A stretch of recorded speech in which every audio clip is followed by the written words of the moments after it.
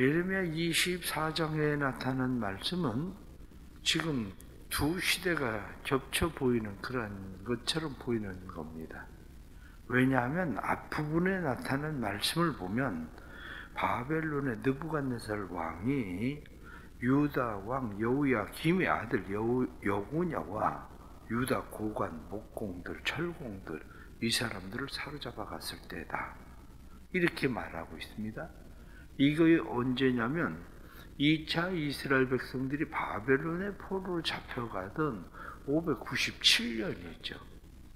이 597년에 대한 이야기가 자세히 나오는 것은 우리가 성경에 나타난 말씀 열왕기하 24장을 보면 잘 나옵니다. 열왕기하 24장을 한번 넘어가 보십시오. 열왕기하 24장 14절 말씀, 열왕기하 24장 14절 말씀을 우리 다 같이 14절 우리 다 같이 말씀 찾으셨으면 함께 보겠습니다.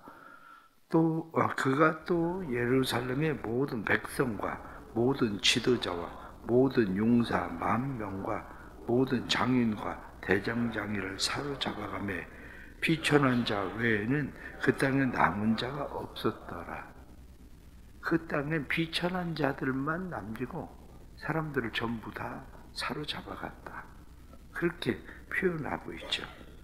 그런데 그 뒤로 넘어가서 말씀을 보면 여러분들이 역대하 36장으로 넘어가겠습니다. 역대하 36장 9절과 10절. 자, 9절과 10절 말씀을 또 36장 9절 10절 말씀을 다 같이 보겠습니다. 여호야긴이 왕위에 오를 때에 나이가 8세라. 예루살렘에서 3달 동안 다스리며 여호와 보시기에 악을 행하였더라. 그 해에 느부갓네살 왕이 사람을 보내어 여호야긴을 바벨론으로 잡아가고 여호와의 전에 귀한 그릇들도 가져가고 그의 숙부 시드기야를 세워 유다와 예루살렘 왕으로 삼았더라. 이 말씀은 우리가 앞부분에서도 설명을 드렸었던 것처럼 요시야 왕이 애굽에서 내려오는 바로를 막습니다. 그랬다가 전쟁에 나갔다가 요시야 왕이 죽음을 당합니다. 요시야 왕이 죽음을 당하게 되니까 이 일로 인해서 새로 왕을 세워야만 되게 되었었죠. 그래서 왕을 그들은 세웠습니다. 왕을 세웠는데 그 왕을 세우고 나서 그 왕이 쭉 지나가고 왕이 죽는데 그 왕이 누구냐면 여호야김이라는 왕이에요. 여호야김. 그래서 여호야김이 죽으니까 8살짜리 왕을 세웁니다.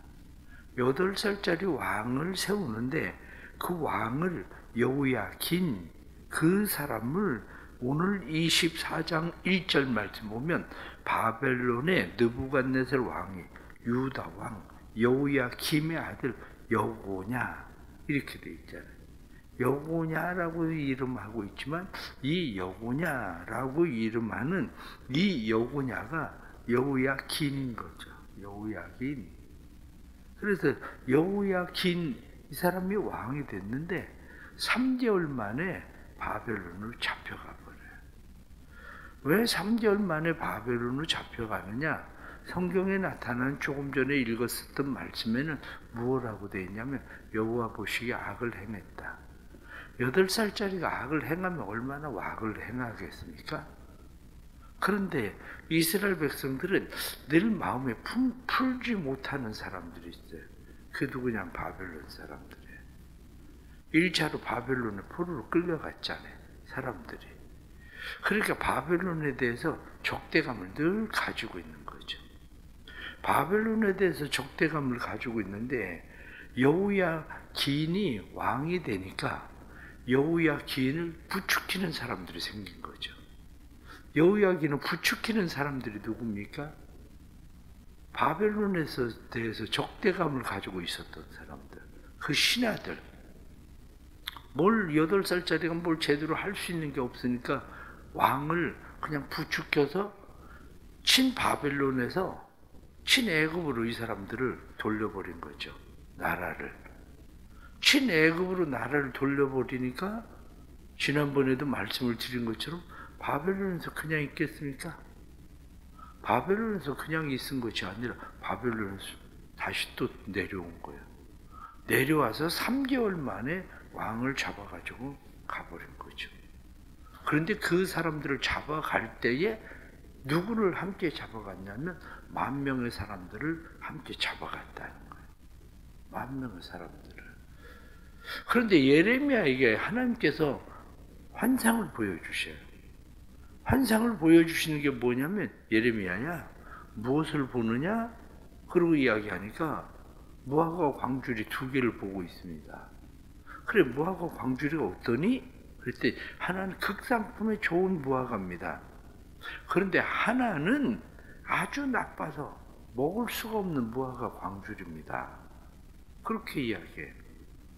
그러면서 하나님께서 말씀하신 것은 사실은 그래 네가 보기에는 바벨론의 포로로 잡혀간 사람들이 극상품 무화과 같으니 아니면 먹을 수 없는 무화과 같으니 그 얘기 물어보신 거예요. 그러면 예레미야가 대답하는 대답은 그래요. 바벨론의 포로로 잡혀간 사람들이 얼마나 힘들고 어렵겠어요. 그곳에서 그 사람들 고생 많이 할 텐데. 그때 하나님께서 하신 말씀이 그런 거예요. 너 잘못 보고 있어. 바벨론의 포로로 잡혀간 사람들은 네가 생각하고 이 백성들이 보는 것처럼 먹어서 몹쓸 무화과가 아니라 그들이 극상품 무화과 나무야. 이 땅에 남아있는 사람들이 먹어서 먹을 수 없는 그런 아주 몹쓸 무화과들만 이 땅에 남은 거야. 이렇게 얘기하신 거예요. 그러면서 시드기야에게도 하나님께서 다시 말씀을 하시는 겁니다. 넌 어떻게 하고 싶니? 너희가 이 땅에서 그냥 망하는 것이 좋은 거니? 아니면은 이 땅에서 다시 하나님의 은혜를 입고 그래도 살기를 원하니? 물어보는 거예요. 그것을 왜 물어보시는가? 그 이야기는 간단합니다. 너 지금 네 마음 가운데에 넌 친애굽이잖아. 바벨론으로부터 네 마음이 지금 떠났잖아. 그런데 내가 분명하게 이야기한다. 바벨론에 항복하면 니네가 살 길이라니까. 항복하면 오히려 행복해질 거야. 그런데 끝까지 시드기야는 말 안 듣죠. 시드기야는 말 안 듣고 시드기야는 바벨론에 대해서 저항을 해요. 그러다가 마침내 586년에 망하게 되죠. 그때 시드기야는 두 눈이 뽑혀가지고 끌려가게 됩니다. 우리가 여기서 또 다시 말씀을 생각하는 게 있습니다. 하나님의 관점과 사람의 관점의 차이죠. 하나님의 관점과 사람의 관점, 사람의 관점으로는 만약에 여러분들 이 나라의 사람들이 전쟁을 치렀는데 전쟁을 치러서 사람들이 포로로 잡혀갔습니다. 이 땅에 남은 사람이 불쌍할 것 같아? 포로로 잡혀간 사람이 불쌍할 것 같아? 그 사람들이 그냥 보편적으로 생각하는 것은 그래도 이 땅에 남아있는 사람도 얼마나 다행스럽습니까? 포로를 안 잡혀갔으니까 너무 다행스러운 거예요. 그런데 하나님께서 말씀하시는 거 그거 아니야. 이 땅에 남아있는 사람들은 못 먹을 무화과 나무야. 바벨론에 잡혀간 사람들, 다시 말하면 포로로 잡혀간 사람들 다시 내가 회복시켜서 이 땅을 돌려보낼 사람들이야. 이 얘기하고 있단 말이죠. 그 사람들 이 땅을 돌려보낼 사람들이야. 이게 사람의 관점과 하나님의 관점의 차이죠. 이사야 선지자는 끊임없이 이야기합니다. 이사야 선지자가 끊임없이 이야기하던 것 중에 하나도 하나님께서 그루터기를 남겨두실 것이다. 그 그루터기에서 새싹이 올라올 거다. 그 그루터기가 누구냐? 그루터기가 바벨론의 포로로 끌려가는 사람들이다. 그 얘기 계속 하거든요. 결국 바벨론의 포로로 끌려갔었던 사람들이 그곳에서 잘 돼서 그 사람들이 왕의 술 맡은 관원도 되고, 그들이 바벨론에서, 바벨론 사회에서 그들이 나름대로 자리를 잡고 그들이 1차 바벨론 포로 귀환을 할 때 그들이 돌아오는 거거든요. 1차 바벨론 포로로 잡혀갔었던 사람들이 돌아오지 못하는 이유가 있습니다. 그 이유는 뭐냐면 70년이 차보세요. 1차 바벨론 포로로부터 70년이 차면 태어날 때 끌려간 사람이 몇 살 때 돌아와요? 70살 때 돌아오는데 그때 당시엔 70살까지 살 사람이 별로 없어요. 그때 당시에는. 그러면 돌아오는 사람들이 누구예요? 2차 포로로 잡혀간 사람들이 돌아온단 말이죠. 그 사람들의 자손들이 돌아오는 거예요. 우리의 삶에 바로 하나님의 주시는 은혜가 우리의 관점을 새롭게 할 필요가 있습니다. 그러면 여러분들은 어떻습니까? 자녀들이 군대 갈 때 열심히 기도해요. 뭐라고 기도합니까? 대개 기도는 편안한데 좋은 데 가게 해달라고 기도하잖아요. 하나님 편안한데 좋은 데 가게 해주세요. 그래서 애들 어떻게 하면 막 편안하고 좋은 데 갈까, 막 좋은 보직 받고 편안하고 좋은 데 가서 잘 있다가 올 수 있을까, 그 생각하죠. 그래, 때로는 하나님, 내가 우리 애들 편안하고 좋은 데 보내달라고 기도했는데 하나님 저 전방에 가서 이게 웬 고생이냐고, 하나님 내 기도도 안 들어주시고, 그렇게 기도할 수도 있습니다. 그런데 하나님의 관점은 무슨 소리를, 편안하게 좋은 데 있다가 오면 네 아들은 눈곱만큼도 안 변할 거다. 네 아들은 눈곱만큼도 안 변하고 군대 생활 갔다 오나 마나 네 아들은 오히려 갔다 와가지고 더 이상한 버릇만 들여올 거다. 근데 편안한 데가 아니라 전방에 가서 어디 이상한 데 가가지고 고생, 훈련 막 질싸게 세상 말로 받고 그러고 오면 그 자식은 평생 유익하다니까요. 왜냐? 자기 건강 관리하는 것도 평생 유익해집니다. 군대 가서 좀 뭐 듣는 사람에 따라 차이는 있겠지만 유교 훈련 안 받아본 사람하고 유교 훈련 받아본 사람이 달라요. 왜 유교 훈련 안 받아본 사람하고 유교 훈련 받은 사람하고, 아니 그럼 저 특공 무술이나 이런 데 가서 훈련 받은 사람하고 어떻게 그냥 편안한 보직 받고 있었던 사람은 어떻게 갔겠습니까? 특공 훈련 받고 이런 사람들은 평생 자기 몸 관리한다니까요. 체력 지키고. 그게 관점이에요. 하나님께서 보시는 관점하고 사람의 보는 관점이 너무 다른데 사람들은 그 관점을 이해를 못하는 거죠. 만약에 베드로가 고기를 잡으러 가서 밤새 고기를 잡았는데 한 마리도 잡지 못했어요. 그랬으니까 베드로가 예수님을 만나죠. 베드로가 고기를 많이 잡았으면 베드로가 예수님을 만났겠습니까? 베드로가 고기를 잡지 못했으니까 밤새 고기 잡지 못했습니다. 그런데 예수님께서 그러냐? 그러면 깊은 곳에 가서 그물을 내려봐라. 아, 이 낮에요? 알겠습니다. 그래도 말씀에 의지해서 그물 내려볼게요. 그리고 가가지고 그물을 던졌더니 엄청난 고기가 잡히고 나니까 그때서 베드로가 아, 이분이 주님이시구나 발견하는 거 아닙니까? 때로는 우리의 삶 가운데 고난이 유익하다는 이유가 어디에 있습니까? 고난이 유익하다는 이유는 다른 데 있는 것이 아니라 고난을 보는 관점에 있는 거죠. 고난을 보는 관점. 그 고난을 보는 관점에 의해서 우리는 고난도 유익하게 되고 그 고난 속에 하나님의 주도하시는 하나님의 배후의 손길이 있다는 사실을 깨닫게 되는 거죠. 바벨론의 포로로 잡혀간 사람들 끌려갈 때는 얼마나 비참합니까?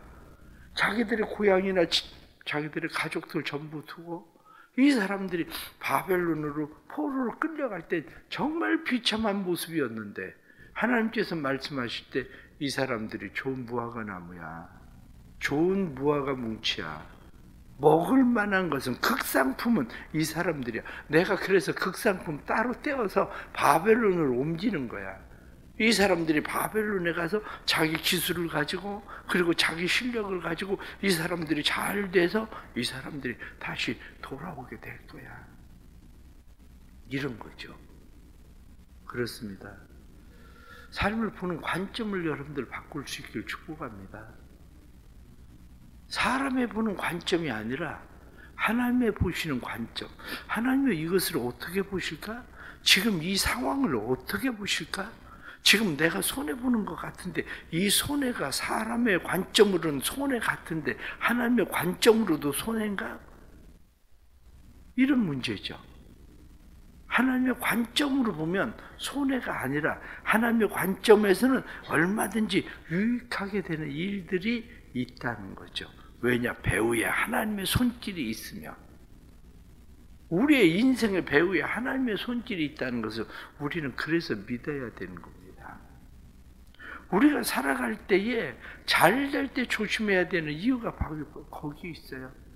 내가 지금 잘 되고 있는 것 같은데 이 잘 되고 있는 것이 진짜 하나님의 관점에서 하나님이 복 주시는 잘됨인지 아니면은 이 지금 잘 되고 있는 이것이 내가 망하는 지름길로 내려가고 있는 길인지 내가 안 되고 있을 그때에 낙심하지 말아야 될 이유는 세상 사람들이 보기에는 낙심될 일 같아도 낙심하지 말아야 될 것은 그 배후에 하나님의 손길이 있으면 낙심하지 않아도 되는 거죠. 우리의 자녀들이 또 수능 시험을 보고 학교 진학을 하고 이런 일들이 일어나지만 그거 별거 아닙니다.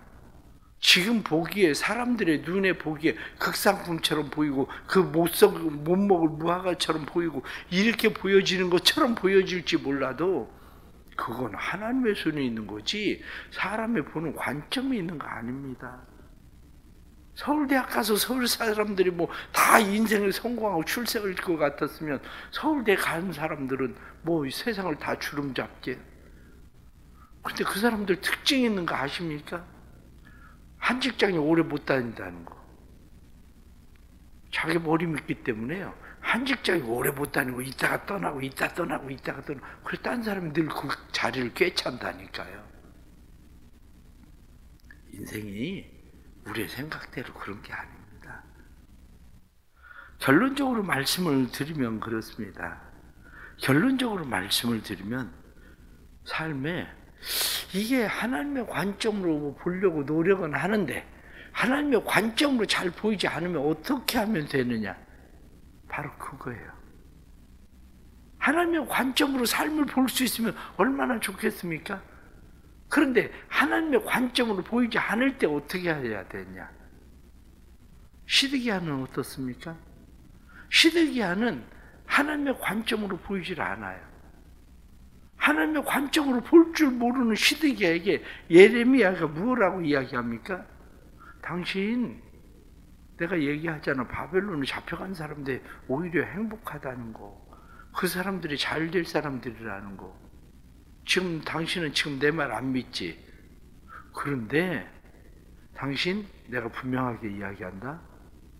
항복해. 항복하면 행복해질 거야. 그리고 얘기한 거거든요. 그런데 시드기야가 무슨 소리? 아니 우리가 그 싫은 바벨론에 왜 항복을 해? 하나님이 도와주셔서 어떻게든지 우리가 바벨론을 다시 이길 수 있어야지. 우리가 독립투사처럼 그렇게 항쟁을 하고 끊임없이 그렇게 해서 우리가 독립을 쟁취하든지 해야지. 그렇게 얘기하거든요. 그런데 예레미야는 이야기하기를 당신이 고집을 부리면 부릴수록 이 백성들은 다 힘들어지고 어려워지는 거야. 이렇게 얘기하는 거. 정말 이스라엘 백성들이 바벨론에 포로되어서 포로되기 전에 그들은 바벨론이 이스라엘에게 하는 방법이 뭔지 아십니까? 힘으로 그냥 확 밀고 들어와서 그냥 쓸어버리면 돼요. 근데 그렇게 안 해요. 성을 그냥 둘러싸고 굶겨 죽여요. 성을 둘러싸고 그냥 말라 죽여요. 우리가 살아가면서 그걸 잘 모르는 거죠. 하나님이 지금은 그냥 버티고 견디는 것 같죠. 그런데 그게 아니라 하나님 말려 죽인다니까요. 그걸 모르니까 사람들이 고집을 부리는 거예요. 그럼 하나님의 관점이 보이지 않을 때 어떻게 해야 되느냐? 선지자의 말을 들어라. 신뢰해라. 그거예요, 성경은. 말씀 잘 들어라. 설교 잘 듣고 설교를 통해서 깨닫고 순종해라. 그게 사는 방법이지, 보이지도 않고 관점도 없으면서 무슨 자기 관점만 가지고 그렇게 살아가나? 그 얘기하는 거죠. 오늘 주시는 말씀 들으면서 기도해야 될 일이 있습니다. 7절 말씀 보면 내가 여호와인 줄 아는 마음을 그들에게 주어서 그들이 전심으로 내게 돌아오게 하리니 그들은 내 백성이 되겠고 나는 그들의 하나님이 되리라. 이 말씀처럼 하나님의 마음을 주십시오. 하나님의 마음을 주셔서 하나님의 관점으로 보게 해주세요. 하나님의 마음을 주셔서 듣고 순종하게 해주세요. 그것이 우리가 해야 되는 일인 거죠. 우리 사랑하는 성도들에게 이런 하나님의 은혜가 임하기를 축복합니다. 그래서 우리의 삶이 주 안에서 더 복된 하나님이 내 백성이 되리라 그리고 말씀한 것처럼 하나님의 백성으로서의 삶이 이루어지길 바랍니다. 기도하겠습니다. 하나님 아버지, 어리석은데 고집은 셉니다. 어리석어서 보는 관점도 없으면서 내 관점만 고집하고 살아갑니다. 우리를 불쌍히 여기시고 하나님, 우리에게 하나님의 마음을 부어주옵소서. 하나님의 마음을 부어주시되 하나님의 음성을 들을 수 있게 해주시고, 저희가 직접 하나님의 음성을 들을 수 없을 때 하나님의 선지자들의 말을 들을 줄 알게 해주시고, 그 말을 듣고 순종할 수 있는 마음을 허락해 주옵소서. 사랑하는 성도들, 세상 살아가면서 잘 될 때 교만하지 않게 해주시고, 잘 될 때 조심하게 해주시고, 안 될 때 낙심하지 않게 해주옵소서. 안 될 때에 마음에 실망해서 하나님을 떠나는 것이 아니라 오히려 배후에 하나님이 계심을 믿고 확신할 수 있는 은혜를 주옵소서. 사랑하는 주의 백성들을 축복합니다. 사랑하는 주의 백성들에게 하나님의 말씀이 들려지게 하시고 하나님의 관점으로 삶을 볼 수 있는 눈이 열리게 해주시고, 그리고 그 마음에 하나님의 마음이 부어지게 해주시고 하나님의 마음으로 주님을 따라갈 수 있도록 도와주옵소서. 교회가 행하는 오이코스에 주님 은혜를 베풀어 주시고, 교회가 행하는 오이코스를 통해서 사랑하는 주의 백성들이 주께로 돌아올 수 있도록 은혜를 더하여 주시되, 오히려 베드로가 아무것도 잡지 못했기 때문에 예수님을 만나던 것처럼 우리의 사랑하는 성도들의 가정이 오히려 하나님의 관점으로 볼 때 하나님을 만날 수 있는 때 하나님을 만날 수 있는 기회인 것을 알도록 도와주옵소서. 특별히 상급학교 진학을 위하여 공부하는 자녀들을 축복합니다. 상급학교 진학을 위하여 공부했는데 나름대로 열심히 수고하고 애를 썼는데 자기의 목표와 계획대로 되지 않을 때 낙심하지 않게 해주옵소서. 실망하지 않게 해주옵소서.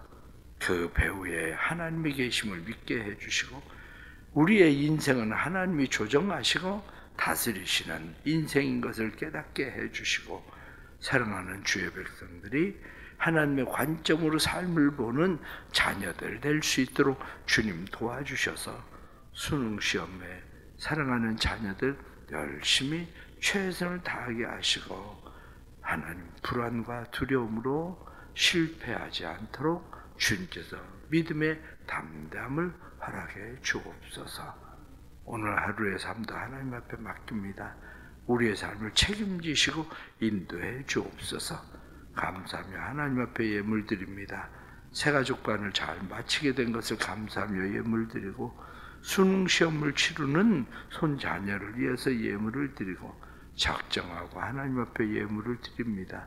믿음의 예물 받으셔서 하나님의 나라 온전히 세워지는 믿음의 복된 삶이 될 수 있도록 성령님 도와주옵소서. 예수 그리스도의 이름 받들어 기도드리옵나이다. 아멘.